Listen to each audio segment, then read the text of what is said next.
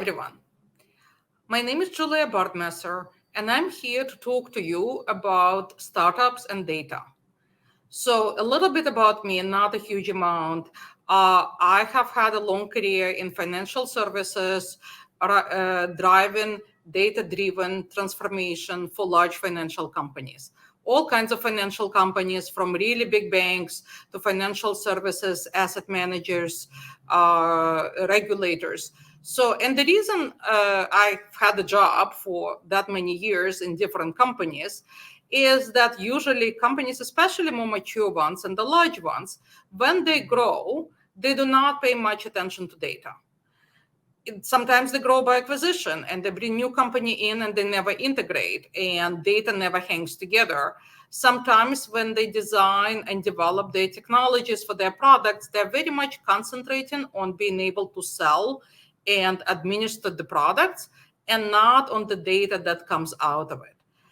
Now, as we have moved to ChatGPT era or era of companies or industry where a lot of companies want to be data information analytics driven, they feel the lack of usability of their data.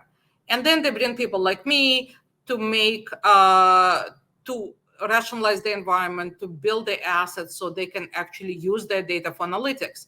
And there's some examples of the companies who have done data really well from the get-go, and they have blown the legacy companies out of the water. I'm not going to spend a lot of time. I don't have a lot of time on, but the whole history of Netflix versus Blockbuster, just read it up. It's one of the biggest case studies, and Netflix is very much a data-driven company. So why should you care about data? Well, one of the things about once you do grow and scale and you become a large company, data programs get very expensive. So if you're a really large, significant bank, too big to fail, one of those too big to fail banks, changing your data environment, making your data usable, can take billions of dollars, literally. Even for smaller companies, any of the Fortune 500 companies that I have worked for, it's millions of dollars. And it's very difficult, and it doesn't really get you all the way through. So in the last 5 years, as I have been started advising startups, I started thinking, what can we do? What can I advise? So companies, when they start their journey, what they can do to avoid enormous amount of money that they would need to spend later in their life cycle to fix their technology and data infrastructure so they can use their data to grow. So let's kind of look into it and why is that the case. So first, let's just go through startup journey. So, and again, this is very general, but generally this is how this starts. You and your friends have an idea and you don't have any customers. You have an idea of a product or you have an idea of the service, and you kind of run it by your few friends. You figure out, is there a gap? Do you think there is no gap now, but there is going to be a gap? For example, there is a trend now in many countries of population aging and low birth rates. So taking care of and also families dispersing and not living together. So the problem of elderly parents living by themselves and children living far away and still needing to know what's going on and how to take care, that's a huge new industry. It's a little bit there now, but it's going to be huge. So you may think of something that would be a really good product or service to develop. So that's the idea stage. Then you get to prototype stage. And your prototype stage, you have a couple of customers, you're just playing around with the idea, you still have only one product or service, and you're just figuring out product market fit a little bit. You just crystallize your idea a little bit more. And then if that works more or less okay, you get to a beta stage, and then you get more friends and family. You have maybe tens of customers. Again, you do a lot of things you do in prototype, though now you actually have most likely technology and code that's really doing the functions that your product or service wants to do. And I'm talking more about products or services that are technology enabled. This applies to manufacturing companies as well, especially in their sales and marketing. area, because that's one of the huge areas that very much depends on data, and people don't think about it till they're ready to scale, and usually keep their information in customer relationship management system or spreadsheets or something like that, and cannot use it. But I'm focusing right now here a lot more on technology-enabled product or service companies. So then you're done with beta, you have your code, you're ready to launch, and hopefully you have a lot more customers. So if you're selling your product to consumers, you have hundreds of customers, maybe thousands. If you're selling your product to businesses, you may have a few smaller to medium-sized companies. And you keep innovating, you keep selling, you may be coming up with more than one product at this point. You may have gotten, if you're lucky, or you went that way, to VCs and you got some funding. So, and you seem to have a good product market fit, and now you want to scale. And scale means if you're a consumer company, you have millions of customers, you have more than one product, and you need to keep growing. This is where data becomes really important. So to scale the business, to keep growing the business, you need to have a lot of data about your customers and about your products. What do you need to know about your customers? Well, you need to know who they are, how should you communicate with them, how to keep them happy, how to keep them coming back, how to have them buy more of your products. So you kind of have to get them addicted to what you provide and need to keep them happy. So customer experience is very important. And all of that functionality that's called Customer 360, that requires a lot of data about your customers. And then you also need to have your products, information about your products. How much does it cost you to produce one? If you want to scale, you want to produce at scale.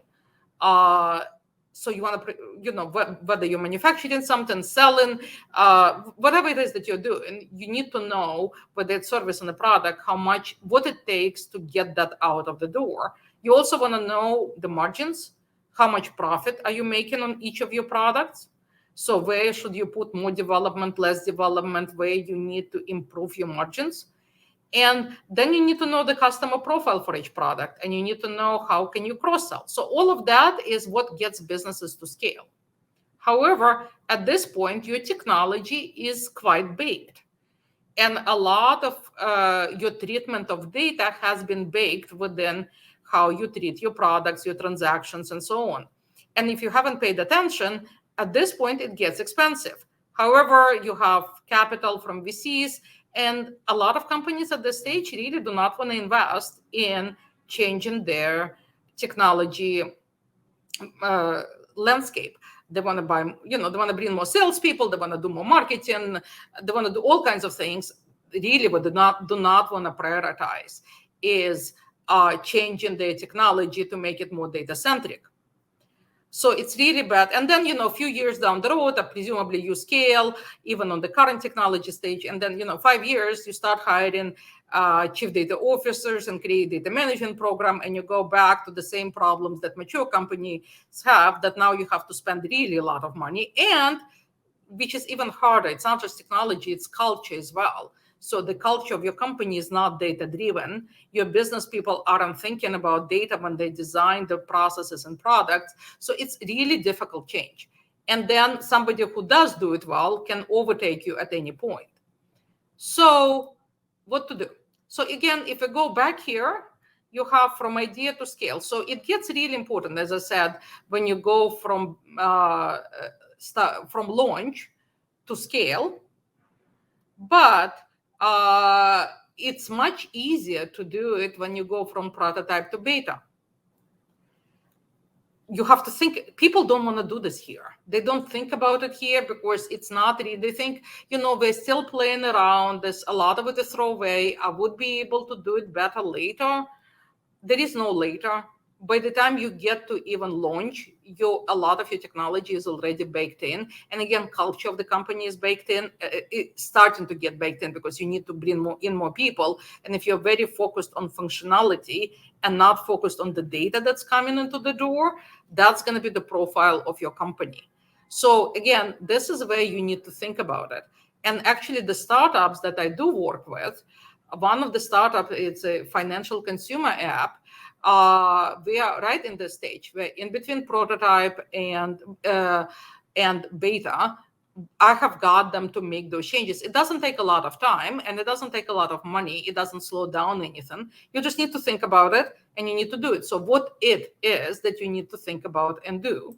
So again, very, very simple. So between prototype and beta, the really two main ideas that you need to worry about, two main entities. One is the customer, the other one is a product. Data management as a discipline is a lot bigger than that. There are things like metadata management, data quality, like all kinds of things. And all of them are important. But if you do those two things, your data quality would be a lot better. And it would be a lot, since your company by nature, by DNA, would be much more data centric, the metadata management discipline would be a lot easier for you than it is for people who don't think about it at this stage. So what you have is, if you go from a couple of customers to about 100 customers, you need to separate your onboarding of the customer. So when you get a new customer, let's say it's you're going to consumers and you bring the consumer in through the app or the website and you get the information and you get their payment information, they're buying something, right? But quite often what people do, they get this information together with transactions. So the same code that processes transaction also gets the customer in, or the channel through which you get it, whether it's usually an app to begin with or website. That's where you process your customers. That's where you get the information. And it's baked inside that transaction, that product, and that customer. And that really does bad things to you down the road when you have more than one product, more than one transaction type, more than one channel to bring in the customers. So all you have to do is just to do it in a separate piece of code and a separate piece of data storage, whatever data you use, data management tool you use. So database on AWS, whatever it is that you do. So basically have unique ID for each customer. And every time you use or send customer information, transfer that ID with them. And so naturally, when you get a lot more customers coming through a lot more channels, you will have your customer 360 view. It will be baked in your architecture. Very similar to product. You only have one product. Pretend you have more than one. Again, have one table separate from any transaction, from any agreements you have with your customers if you're working with the business. Assign a unique ID, like number one, and send it around with all the transaction, accounting, whatever information that you need to do to process around your products. Again, naturally, that will give you a much better view of what products you have, how much they cost you, what are you selling, what customers are buying, because you will have that power. So that's very briefly. Obviously, there is more to that as well, but if you just do those two things, you'll be way ahead. That pretty much concludes it. This is my information. This is who I am. At the bottom of the slide, there is LinkedIn. So if you found this useful, if you want to talk to me some more, if you have more questions, because I know I went very quickly, especially on what to do. So I spent more time on what the problem is as to what specifically should you do about it. I've tried to also give you some useful information on that as well. But just keep that in mind. When you go and you start building your beta, think about data. Think about how you're going to handle the data and try to put it into DNA of your company. It doesn't really matter what your service or your product is, as long as you manage your customers and your product separately and holistically, you will be way ahead of your competition. And it would be much harder to displace you from whatever position you have in the market just based on the data management. Obviously, you still need to have a good idea. You need to have a market product fit. There is a lot of stuff that you need to do right, which people actually often do. Data piece is the one that often gets lost. Thank you.